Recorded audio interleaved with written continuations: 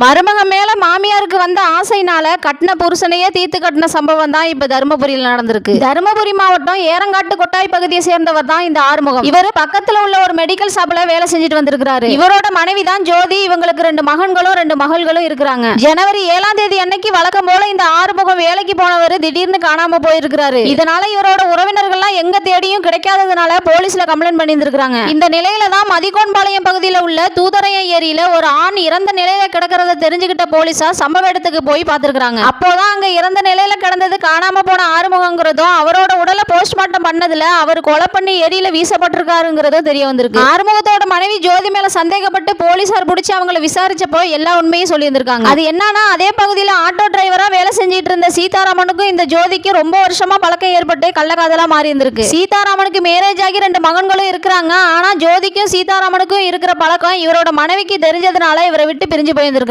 அதனால இந்த சீதாராமன் ஜோதியோட தொடர்புல இருந்துகிட்டு ஜோதியோட மூத்த மகளை கட்டி வைக்க சொல்லி வற்புறுத்தி இருக்கிறாரு. ஜோதியும் தன் மகளை மேரேஜ் பண்ணி கொடுத்துட்டு இவங்களும் தொடர்புல இருந்திருக்காங்க. இந்த விஷயம் தெரிஞ்ச ஜோதியோட கணவர் ஆறுமுகம் 2 பேரையுமே கண்டிச்சிருக்கிறாரு. ஆனாலும் இவங்க கேட்கல. தான் மருமகன் கூட ஏற்பட்ட கள்ளக்காதலை விட முடியாம தன்னோட கணவரை தீர்த்து கட்ட முடிவு பண்ண ஜோதி சீதாராமன் 4 நண்பர்களோட சேர்ந்து தன் கணவன் கூட பார்க்காம ஆறுமுகத்தை கடுமையா தாக்கி கொண்டு இருக்காங்க. அது மட்டும் இல்லாம இந்த சம்பவத்தை மறைக்கிறதுக்காக யாருக்கும் தெரியாம அவரோட உடலை கொண்டு போய் தூதரைய ஏரியில வீசிட்டு வந்திருக்காங்க. இப்படிப்பட்ட சம்பவத்தை பண்ணிட்டு எதுவும் தெரியாத மாதிரி நாடகமான ஜோதி, சீதாராமன் 4 நண்பர்கள்னு மொத்தம் 6 பேரை அரெஸ்ட் பண்ணி ஜெயில போட்டிருக்காங்க.